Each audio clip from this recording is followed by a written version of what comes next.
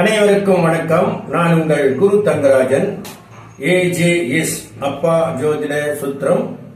AJS ஆத்மா ஜீவா சரீரா முறையில் திருமண பொருத்தம் பார்க்க, ஜாதக பலன் பார்க்க 64 விதிகள். இந்த பெண்ணுடைய திருமண கால வயது, திருமண பொருத்தம் பார்க்கறதுக்காக வந்திருக்கு. இதுக்கு ஒரு நல்ல வரன் வேணும், நல்ல ஒரு கணவனை அமைச்சு கொடுக்கணும் அப்படிங்கறதுல பெரியவங்க ரொம்ப கவனமா இருக்காங்க. இது ஒரு பெண்ணினுடைய ஜாதகம். 25 வயசு முடிஞ்சு 26வது வயசு இப்போ நடந்துகிட்டே இருக்கு. இந்த பெண் MBA படிச்சிருக்காங்க. MBA படிச்சிருக்காங்க. மல்லு ஜெட்டி அப்படின்னு சொல்லக்கூடிய தெலுங்கு மொழி பேசக்கூடியவர்கள். மல்லு ஜெட்டி அப்படின்னு சொல்லக்கூடிய தெலுங்கு மொழி பேசக்கூடியவர்கள் இவர்கள். MBA படித்த பெண், நல்ல யோகமுள்ள ஜாதகம். என்ன பாத்தீங்கன்னா, உங்களுக்கு 30/9/1999 4 மணி 20 நிமிஷம் AM ரோகிணி நட்சத்திரம் அப்படி இருக்கு. அப்ப ரோகிணிங்கிறது சந்திரன் எங்க இருக்காரு பாத்தீங்களா? லக்னத்துக்கு 10ஆம் இடத்திலே சந்திரன் உச்சம் பெற்று காணப்படுகிறார். ஜன்ம நட்சத்திர அதிபதி அப்படின்னு சொல்லக்கூடிய சந்திரன் மனோபலம் உடைய சந்திரன், மனோகாரகனாகிய மனோபலம் உடைய சந்திரன். அவர் பாத்தீங்கன்னா லக்னத்திற்கு 10ஆம் பாவத்திலே உச்சம் பெற்று காணப்படுகிறார். அந்த சந்திரனுக்கு வீடு கொடுத்த சுக்கிரன் அப்படின்னு சொல்லக்கூடிய பாத்தீங்கன்னா லக்ன கேந்திரத்திலே உட்கார்ந்து இருக்கக்கூடிய அமைப்பு இருக்கு. இப்போ நடக்கிறது சந்திர திசை, செவ்வாய் திசை, இப்ப ராகு திசையில இப்ப கேது புத்தியானது நடந்துகிட்டே இருக்கு. இப்போ நாகதோஷம் அப்படிங்கிறது லக்னத்துக்கு 12ல, லக்னத்துக்கு 6ல அப்படின்னு இதுல இருக்கு. நாகதோஷத்தினால இந்த ஜாதகம் எந்த வகையிலுமே பாதிப்பை அடையாது, வாய்ப்பே இல்லை. அந்த செவ்வாயும் பார்க்கல. எந்த பாப கிரகங்கள் அப்படின்னாக்க இப்ப சனி பகவானோ அல்லது செவ்வாயோ 12ஆம் இடத்தில் இன்று ராகுவை பார்க்கவில்லை. பாவிகளால் பார்க்கப்படாவிட்டால் 12ஆம் இடத்திலே பாப கிரகங்கள் இருந்தாலும் அது அகின சுயின போகத்திற்கு எந்த விதமான தடைகளையும் செய்வதில்லை. 12ஆம் இடத்திலே பாப கிரகம் இருந்து பாவங்களால் பார்க்கப்பட்டால் தான் அந்த பிரச்சனை. அது மட்டுமல்ல, 12ஆம் இடத்தில் இருக்கக்கூடிய ராகு பகவானுக்கு வீடு கொடுத்த கிரகம் தான் சந்திரனுக்கு உச்சமா வேற உட்கார்ந்திருக்காரு. ராகுவுக்கு வீடு கொடுத்த கிரகம் பாத்தீங்கன்னா உச்சம் அப்படின்னு இருக்கு. அதனால இந்த ஜாதகம் மிகப்பெரிய ஒரு யோக ஜாதகம். லக்னத்திற்கு 7ஆம் பாவ அதிபதி அப்படின்னு சொல்லக்கூடியவர் பாத்தீங்கன்னாக்கா சனி பகவான். லக்னத்திற்கு 7ஆம் பாவ அதிபதி சனி பகவான். அந்த சனி பகவானுக்கு வீடு கொடுத்த செவ்வாய் பாத்தீங்கன்னா லக்னத்திற்கு கேந்திரத்தில் ஆட்சி பெற்றிருக்கார்.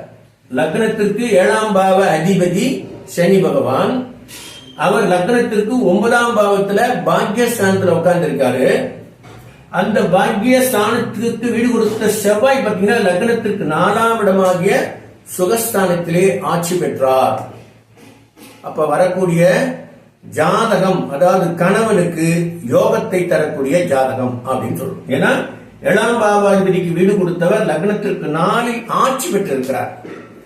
ஆக 7ஆம் பாவாதிபதி நீச்சம் பெற்றால் கலத்தர தோஷத்தை தருமா அப்படிங்கக்கூடிய அந்த விதியையும் கடந்து 7ஆம் பாவாதிபதி 9ஆம் பாவமாகிய பாக்யஸ்தானத்தில் அமர்ந்து அந்த பாக்யாதிபதியாகிய செவ்வாய் லக்னத்திற்கு 4ஆம் இடமாகிய கேந்திரத்திலே ஆட்சி பெற்ற காரணத்தினால் தோஷ நிவர்த்தியை தருகிறார்.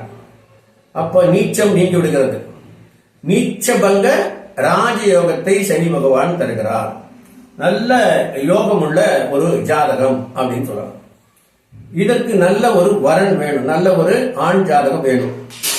யாருக்கு இந்த ஜாதகத்துல இந்த பெண்ணை மனைவியாக அடைகிறார்களோ அவர்கள் நிச்சயமாகவே யோகசாலிகள், பாக்கியசாலிகள் அப்படின்னு சொல்லலாம். அந்த அளவுக்கு ஜாதகத்துல திருமணத்திற்கு பிறகு கணவனுக்கு யோகத்தை தரும் அமைப்பு இந்த ஜாதகத்துல ரொம்ப பலமா உட்கார்ந்து இருக்கு.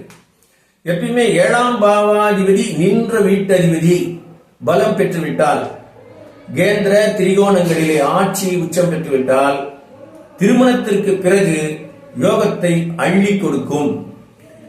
நாலாம் பாவம் என்பது பொருள் பாவம். பாருங்க, நாலாம் பாவத்திலே செவ்வாய் ஆட்சி பெற்று இருக்கிறார்.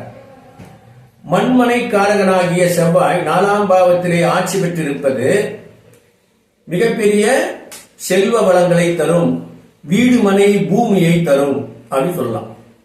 இது எப்ப நடக்கும்? 7ஆம் பாவாதிபதி அங்க மேச ராசியில இருக்கிறதுனால அப்ப திருமணத்திற்கு பிறகு இந்த யோகம் வேலை செய்ய தொடங்கிவிடும் அப்படின்னு இருக்கு. இந்த பெண்ணு மல்லு ஜெட்டி இனத்தை சேர்ந்தவர், தெலுங்கு மொழி பேசுபவர். இவருக்கு ஒரு நல்ல வரன் வேணும்.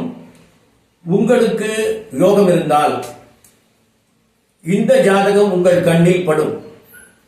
நீங்கள் இந்த மொழி பேசக்கூடிய இந்த இனத்தை சார்ந்தவராக இருந்தால் உங்களுடைய நண்பர்களுக்கும் உறவினர்களுக்கும் பந்துக்களுக்கும் இந்த ஜாதகத்தை பற்றிய விவரங்களை நீங்கள் அனுப்பி, தேதி போட்டிருக்கேன், அனுப்பி இதற்கு தகுதியான யோக ஜாதகத்தை நீங்கள் பொருத்தம் பார்க்க 944 28 94 699 என்ற வாட்ஸ்அப் நம்பரிலே அப்பா ஜோதிடத்தின் மூலமாக இதற்கு பொருத்தமான ஜாதகமா என்பதை நீங்கள் தெரிந்து கொள்ள அப்பா ஜோதிட சுத்திரம் உங்களுக்கு உதவி செய்யும். தொடர்ந்து நீங்கள் என்னோடு பயணிங்கள், நானும் உங்களோடு தொடர்ந்து பயணிக்கிறேன். மீண்டும் சந்திப்போம். நன்றி, வணக்கம்.